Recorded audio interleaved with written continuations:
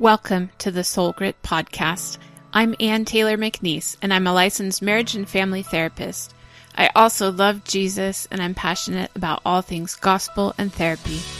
I created Soul Grit to be at the intersection of mental health and Christian faith.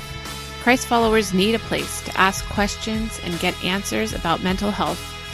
Join me as we dive into real stories and real questions from people who want to honor God with their hearts, souls, and minds.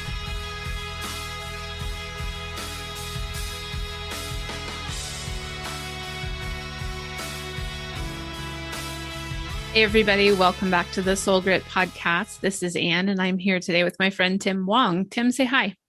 Hello, hello.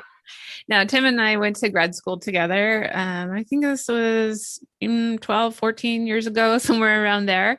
And so we had a lot of classes together at Western Seminary. We learned about marriage and family therapy, as well as theology and Bible. And so over the course of the years, I've moved, and I think you've moved too, right, out of the San Jose area. Yeah. And so we only have contact via Facebook, but I've seen over the years that Tim has gone through a lot of new trainings for the kind of work that he wants to do. And so I asked him to come today as part of this trauma series to talk about brain spotting as a technique for treating trauma. So thank you, Tim, for being here and lending us your expertise for today. No problem. So can you explain to us what is brain spotting? It sounds super weird. Is it weird? It's not. Maybe the name, Yeah. but I'm sure your listeners can Google it and find some videos and websites about it. Brain spotting, in my opinion, is another way to help access past traumatic or negative experiences that still bug you. So it doesn't even have to be like capital T trauma for you to make use of brain spotting. But anything that bugs you emotionally, you actually can experience a level of healing and freedom from through brain spotting, or at the minimum, gain new perspective. So what happens is a client will be looking at certain positions that's facilitated by the therapist in their visual field. So you might start off by looking somewhere in the center point, right? What's right in front of you. And what we're trying to do is have the patient find the position visually that actually stimulates that particular event or trauma memory. It actually subjectively makes that feel more intense, actually. And so this actually can be done by video and doesn't have to be in person. So yeah, the client is able to access it. In my opinion, I see it as more like visual acupuncture. A lot of people are familiar with Chinese acupuncture, using needles to hit certain positions in your body. Now in this, it's looking at certain positions with your eyes that actually stimulate your brain to go deeper into a particular issue. And so as the brain is stimulated, it actually will lead individuals to feel different things physically, somatically, different thoughts, perspectives, ideas may come. That's all natural, and you just kind of go with it and notice it, and that's all the client has to do. And the therapist kind of just guides, surprisingly, and also follows the client in dealing with the issues that come up. And so in my years of experience using brain spotting, I've been using brain spotting at least for 4 years. Prior to that, I was actually trained in EMDR, which is also an eye movement type of therapy to help with trauma, and that's more widely known. So David Grand is actually the founder of Brain Spotting, and he used to be an EMDR therapist back, 12, 14 years ago. And he found it with a ice skater, actually, that when the ice skater was looking at a particular location, he had some somatic reaction and blinking. And so he just instinctively held his EMDR pointer at a particular location. And that helped that professional skater go much deeper dealing with the trauma to help that particular individual at that time. So in any case, fast forward 10 years later, brain spotting is more widely trained and available. And so basically, individuals are looking at certain positions to stimulate the brain to go deeper. So I actually didn't know any of that. And I am trained in EMDR as well. And listeners for this episode will have hopefully heard last episode, which will be about EMDR. Oh, good. So they'll have a little bit of a foundation of like how that works. But I really didn't even know that was what how brain spotting worked. So some of the questions that are coming up in my mind are how do you figure out where that spot is? Let's do that first. How do you figure out where they look? So in brain spotting, if a therapist gets trained in level 1, there's this idea of subjective feeling. So that's the inside window. What does the client feel inside when you look at certain positions? Some therapists may go off of that really. Tune to the client and noticing their facial and body reactions, actually.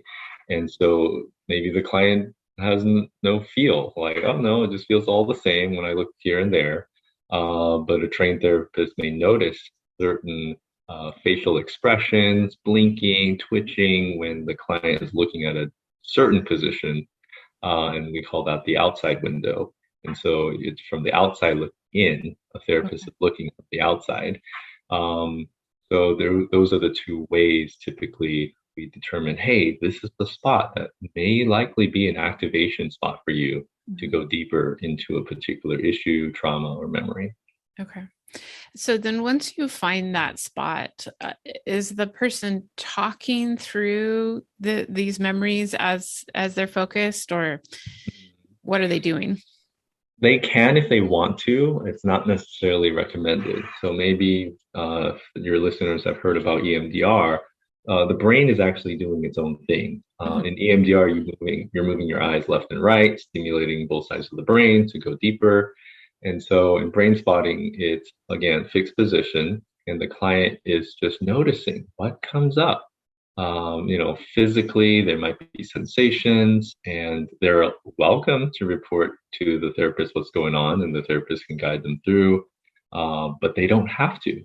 So that's the beauty of even EMDR or brain spotting, is that some clients who are not even comfortable describing the trauma don't have to go in detail. As long as they can hold it in their mind, they're actually able to process through and get a level of healing.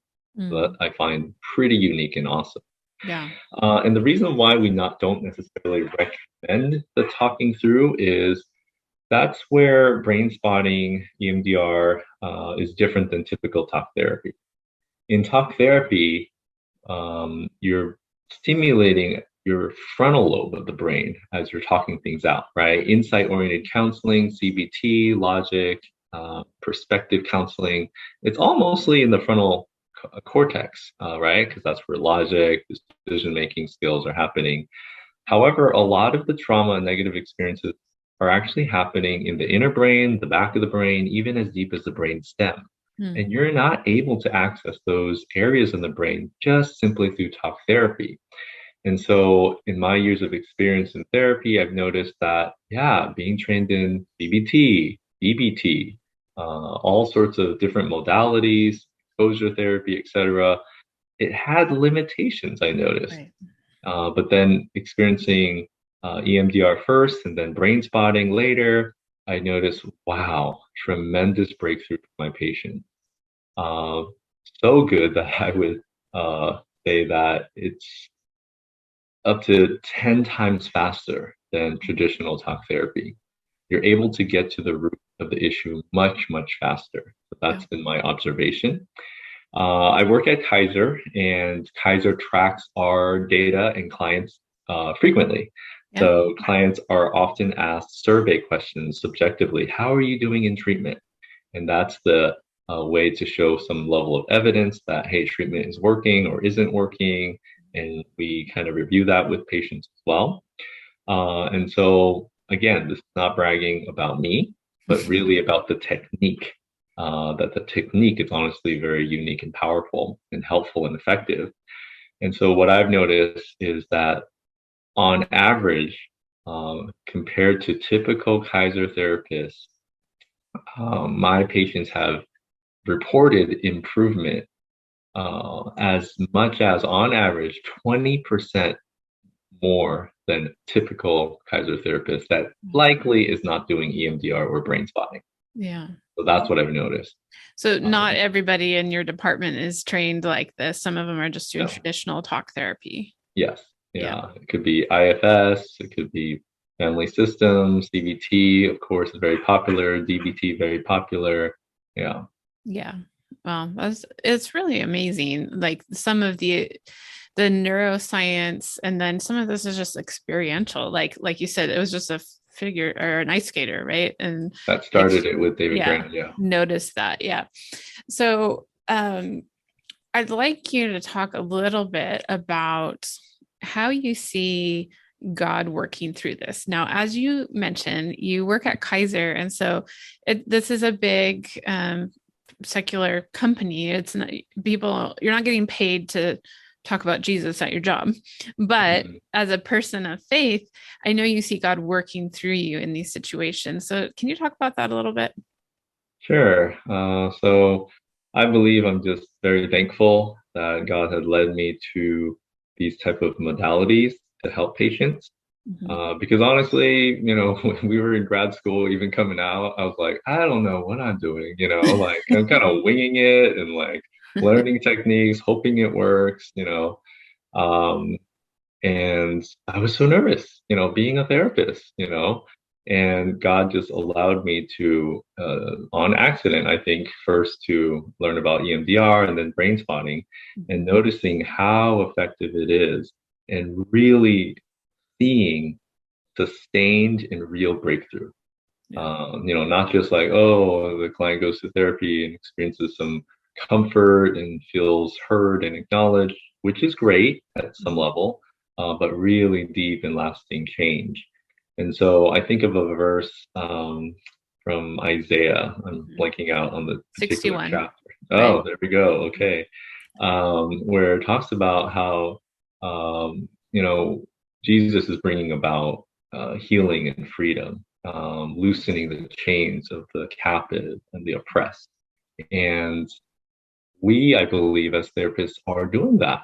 We don't necessarily, share about our faith in our sessions.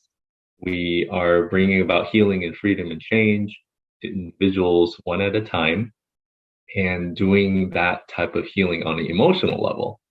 And that impacting a variety of things. It could be their quality of life, their relationships at home, feeling less triggered in certain situations, communication skills improve, certain anxieties, things in society or people, doing much better in those areas. So I think me and you in this field, perhaps we're called in that way to help people on the emotional level, to bring about hope and healing, and showing love in that way. Yeah. And so you don't even have to specifically preach the words of the gospel. You're doing the gospel work in doing this work, right? Yeah, yeah. So I pulled it up real quick, the verse that I think you were referring to, and I knew it right away because this is kind of like, how people have like a life verse. This is like my counseling verse. This is the one that kind of defines how I see my profession. And it's from Isaiah 61:1, but then it's also quoted in the New Testament when Jesus says, hey, I'm this guy, and it says, the Spirit of the sovereign Lord is upon me, for the Lord has anointed me to bring good news to the poor. He has sent me to comfort the brokenhearted and to proclaim that captives will be released and prisoners will be freed. And I think that's how we both kind of feel about our work, right? Yeah. Yeah. So there was another question I was going to ask you before I got too excited about asking you about what God was doing through it. But when people come and they're like, okay, so this thing is bothering me, and you've located this spot that they need to look in their field of vision, do you feel like you have to spend time kind of like picking out a target memory or something like that? Yes, so that's definitely very important. For this, typically, I think for it to work best is I may start off by asking the client to bring up a list or create it on their own. They don't even have to show me of their top 5, top 10 disturbing memories or experiences. And so they would just work on one memory and issue at a time. Okay. So yeah, they would queue up and think about that particular disturbing experience. Then I typically start off by asking them to just focus on that one moment because, obviously it could be a whole series of, movie in their mind, like, oh, this happened and this and that. But maybe just focus on that one moment start that was the most intense for them. Okay. The most intense, or like, as we say in EMDR, the first or the worst. Sure. Yeah. Or the root. Yeah. Yeah. Yeah. Okay. So you do spend time, I imagine, in the beginning, kind of talking through and figuring out what that is, so you know where you're headed. But then the person can just kind of keep that in mind. They're like internally re-experiencing that, but in a way that allows for their reprocessing, so that they don't have to experience it with that that disturbance anymore. Correct? Yes. Yeah. Trying to see if I'm getting it. Yeah, it's also, with you being EMDR trained, you probably know this already. But it's almost like we're doing emotional surgery without anesthesia, right? The person is going to feel it. And we want the brain to go that deep and cut into the pain and healing. And, there's layers of healing like an onion, right? And also I want to allow the listeners to understand that it may not be just one session that will do it. There's layers of healing that happens. Yes, if we're lucky, sometimes one session just totally impacts that schema of events in the brain, how the neurons have stored the memories, and maybe it hits to the root and much of it is resolved. But sometimes it takes months of processing. And even after a session or a few sessions, the brain is actually readapting healing. And some people might not even notice the difference until months later. They're like, oh yeah, that doesn't even bug me anymore, And then they give that feedback in sessions later. And then they notice, oh wow, it really did help. It did make a difference. Yeah. Sometimes the soreness of something like that goes away without you really even noticing, until something else that would have triggered that comes up and you realize I didn't get triggered. Yeah. Or at least cognitively, it's like, yes, that was a bad event. But emotionally and subjectively, someone might notice, oh my goodness, I don't get triggered in that way anymore. But yes, in my mind, that's absolutely horrible. Yeah. But the subjective emotional response is now much, much better. And that's what I try to describe to EMDR clients, is that I'm not wiping your memory. I'm not going to take away the memory of this thing happening to you. You'll still have that filed away in there.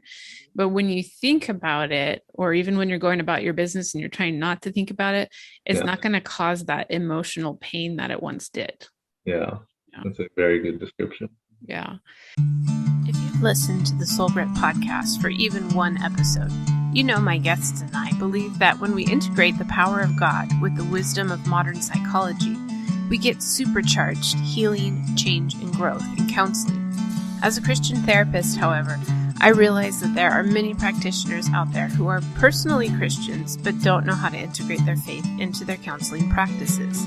That's why I created the e-course, Faith Integration for Therapists. In this premium 5-module course, therapists who love Jesus will learn everything from understanding their calling, to marketing their practices to Christians, to adapting evidence-based interventions to honor our faith. You can learn more about the online course at www.soulgritresources.com/courses and send an email to info@soulgritresources.com to receive a discount code. So I was also thinking about as even as I was trying to kind of paraphrase and make sure I was understanding what you're teaching us, uh, there's a lot of people who I think are afraid to work on their trauma because they don't want to re-experience their trauma. So, what word of encouragement would you give to someone? Because you're saying we have to experience, the brain has to experience this on a really Yeah, deep level, and that it's yeah, going to be hard. But what's your yeah. encouragement? My encouragement is if you want to experience freedom and healing, you have to do the work, right? Mhm. And if that thing is still going to drag on in your life and still impact you, for example, grief. Grief would be a very good topic to work on because from my experience, as people go through the sessions, they're actually experiencing the 5 stages of grief during session. Mm. You might have noticed that with possible EMDR techniques on grief patients. And so you don't have to live with the intensity of that grief Yeah. that long for the rest of your life. Yes, there's phases where you might feel more emotional than others and certain times of the year, but it's not as intense. So if you're willing to do the hard work, then you may reap the benefits of that hard work later. Um, but of course, it's really up to the patient if they want that.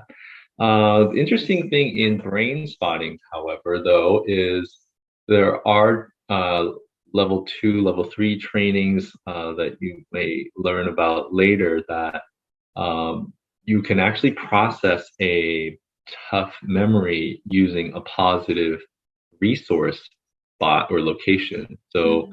that would be a spot that actually brings about more comfort or calmness, maybe a positive experience of memory. And so clinicians can actually process using that other spot Mm. to have the client process in a way that's not as intense Yeah. as the activating spot. And so that could be of comfort for some clients who are hesitant to have too strong an emotional response. So Yeah. that's possible. Another way to do it. Okay. In brain spotting, there's even processing using one eye or the other eye to lessen the intensity, but still uh, allow the brain to process at a deeper level. So yeah, there's a lot of little tricks here and there that Okay. different brain spotting training can offer. Yeah. So if you find, an experienced, trusted clinician, you should be encouraged that you can make it through, right? Yeah. You had mentioned the term like emotional surgery before, and it kind of made me think like if you needed a knee surgery, like you don't get surgery on your knee just because it was a fun thing to do and you had insurance benefits. You do it Uh, because something's wrong and it's causing you pain, right? And so then you know that in order to live your life and be able to walk around and kneel and do all those things, you're going to need the surgery. But the surgery itself is going to be painful. And the rehab and the physical therapy that you're going to need to sure. go through is also going to be pretty laborious and painful. But the result at the end of that is that you have full functionality of your knee again.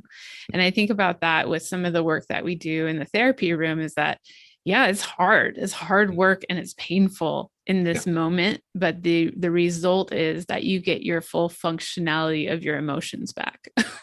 Yeah. Kind of like being more whole Yeah. or healed and more able to have better relationships, better experience of life on this side. Mhm. Um, so yeah, definitely well worth it. So yeah. Yeah.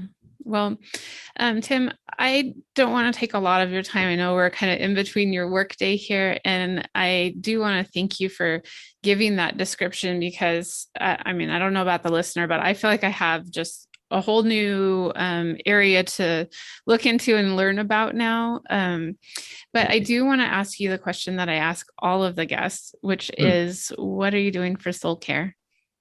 Good question. I think as I continue to get trained in brain spotting, we also do our own work in the practicum. So I try my best to think of certain issues I personally need to work on and get freedom for. So that definitely happens um, during my trainings. I think also, spending time with family. I have 3 kids right now, enjoying them, being out in nature, being encouraged by my wife to do more exercise and hiking, um, casual things like, watching interesting movies or shows on Netflix or Amazon Prime. Um, yeah, just little things here and there. Enjoying a nice pearl milk tea. Recently Mm. found a great spot in Dublin I was introduced to. So I enjoy uh, certain desserts and food. Um, yeah, so You know what I just found at Costco?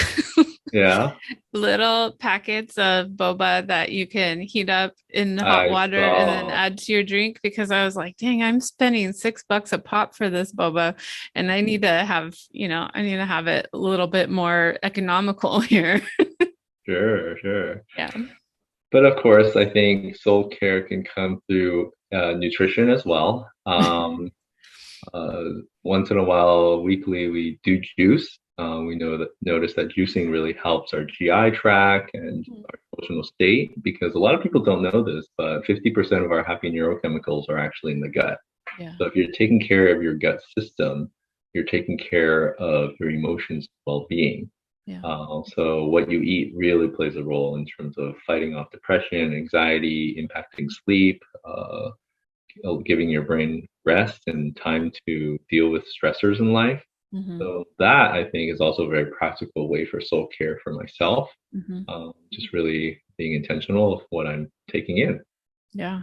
That's awesome. I was recently a guest on another podcast, and this other host was asking me, as a therapist, what tips can you give our listeners for their spiritual health? And Mm. I went with, you need to sleep and you need to exercise and you need to eat and spend time with your friends. And I got the sense that like maybe people are looking for some different kind of advice from therapists, like here, uh, do this mental or this emotional exercise and you'll be well.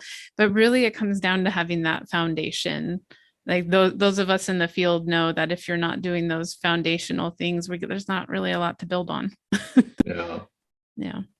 Yeah, sometimes, well, that question makes me think about maybe some really nice spiritual answer, like do this, read that certain book, which, those are definitely helpful. But sometimes it's just doing some things that are pretty basic and even as simple as growing community and friendships, right? Yeah, super Those are important. very helpful. Just learning how to be real, being comfortable with your emotions, expressing them. Yeah. Yeah. Yeah. Well, I appreciate your perspective and just teaching us about something new today. And if I don't know if do you have a website or anything that you would want people to know about or I think Google does pretty good. okay. Just Googling up Brainspotting, even videos by David Grand, the Okay. founder, it's very helpful. Different therapists online may have videos as well about it. So yeah, Okay. Well, thank you so much. very welcome. The Soul Grit podcast is a production of Soul Grit Resources. You can find more at soulgritresources.com or on the socials at Soul Grit Resources. You can email me at info@soulgritresources.com.